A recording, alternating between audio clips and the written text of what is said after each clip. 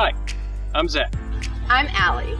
I'm John. We formally met each other in 2017. Where we served together as Connecticut FFA state officers. We all shared a burning passion for agriculture, and that's where our friendship began. We traveled the state, inspiring agricultural students to speak for themselves. Showing them how to speak out and advocate for the agricultural industry. Teaching them to vocalize for those who could not. This project is a continuation of our work.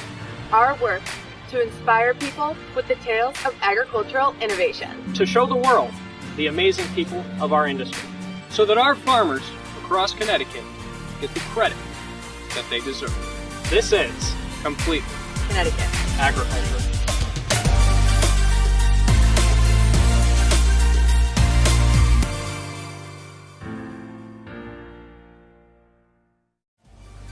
Since we were children, we've all been taught to leave things cleaner and better than the way we found them. And with this rule, our planet can be no exception. Our industrialization has led to progress as a species, but it has also culminated in environmental degradation and biodiversity loss. Two huge challenges facing agriculture today. With the human population expected to surpass 9 billion people by 2050, we need to figure out how to craft a more sustainable food supply, all the while keeping a watchful eye on our planet's environment, habitats, and ecosystems. Although we have many obstacles to overcome in this endeavor, it can be safely said that our farmers and ranchers have been making progress and taking action with practices such as no-till, drip irrigation, integrated pest management, and cover cropping.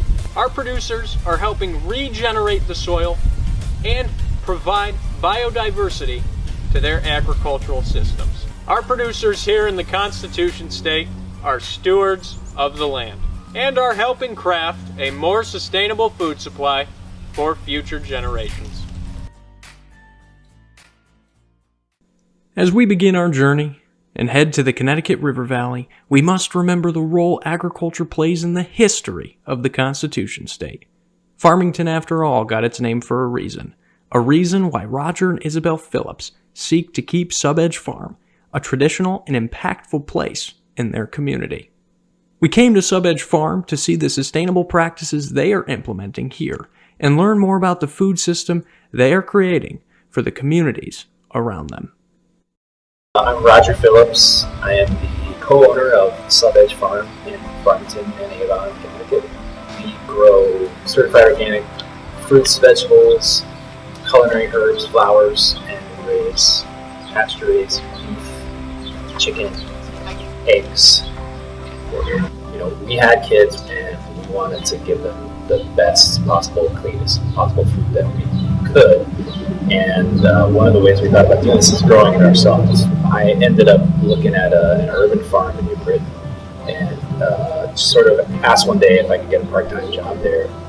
They hired me, walked in there, and then I loved it. Never turned back. In the 1930s, Theodate Pope Riddle was a famous female architect. She owned this farm. She owned 5,000 acres here, and she managed it as a working farm.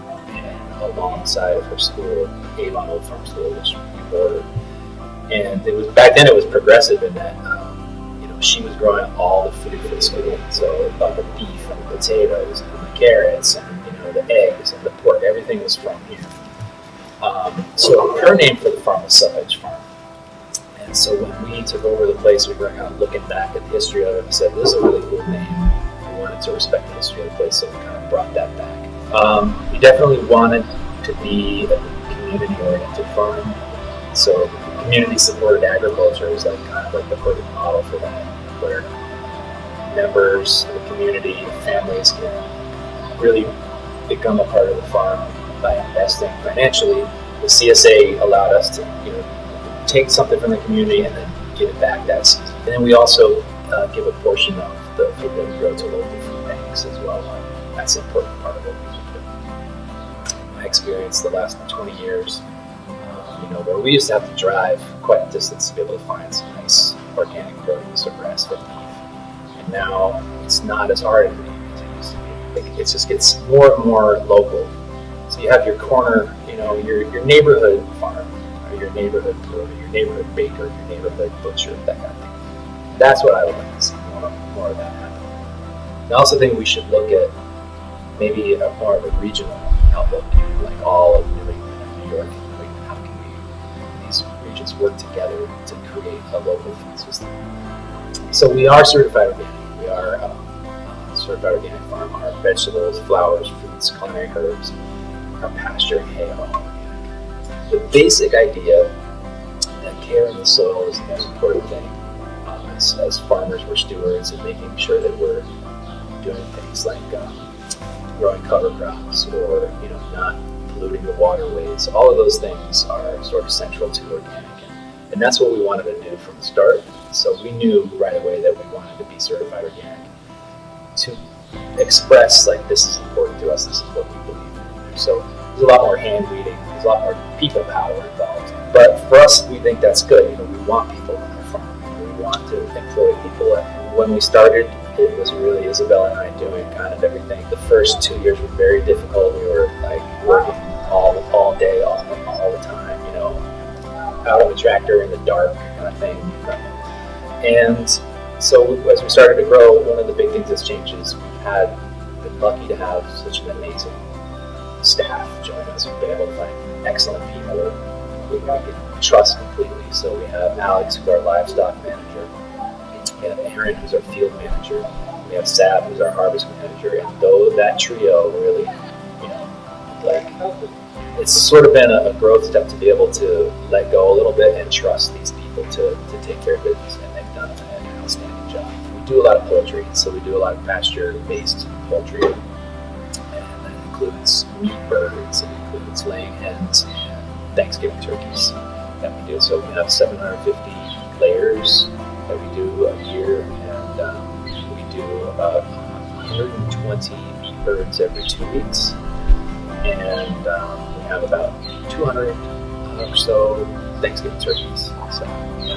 So we raise grass-fed beef. They're on the pasture in the summer, and then we raise hay and feed them the hay during the winter. And we also do raise some forest-raised pork. So we raise about 16 hogs a year. And like I said, pasture-based, meaning that they spend almost their entire life out on the grass.